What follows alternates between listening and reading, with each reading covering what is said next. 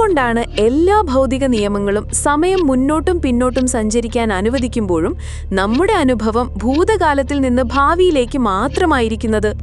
ഒരു ഗ്ലാസ് താഴെ വീണ് പൊട്ടിയാൽ അത് സ്വയം പഴയ രൂപത്തിലാകാത്തത് എന്തുകൊണ്ടാണ്? എൻട്രോപ്പി, ദി ആരോ ഓഫ് ടൈമിന്റെ താക്കോൽ. ഈ ചോദ്യത്തിന് ഉത്തരം നൽകുന്നത് ഭൗതികശാസ്ത്രത്തിലെ ഏറ്റവും അടിസ്ഥാനപരമായ നിയമങ്ങളിലൊന്നാണ്, തെർമോഡൈനമിക്സിന്റെ രണ്ടാം നിയമം, അതായത് സെക്കൻഡ് ലോ ഓഫ് തെർമോഡൈനമിക്സ്.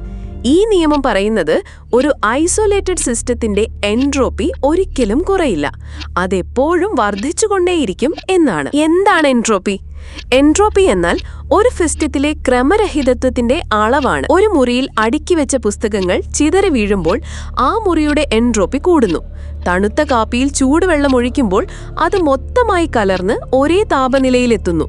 ഈ സ്വാഭാവികമായ പ്രക്രിയകൾ എൻട്രോപ്പി വർദ്ധിക്കുന്നതിന്റെ ഉദാഹരണങ്ങളാണ്. എൻട്രോപ്പിയും പ്രപഞ്ചത്തിന്റെ തുടക്കവും. അപ്പോൾ എൻട്രോപ്പി എങ്ങനെയാണ് സമയത്തെ നിർണ്ണയിക്കുന്നത്? പ്രപഞ്ചം അതിന്റെ ഉത്ഭവത്തിൽ, അതായത് ബിഗ് ബാങ്ങിന് ശേഷം വളരെ കുറഞ്ഞ എൻട്രോപ്പിയുള്ള ഒരു അവസ്ഥയിലായിരുന്നു.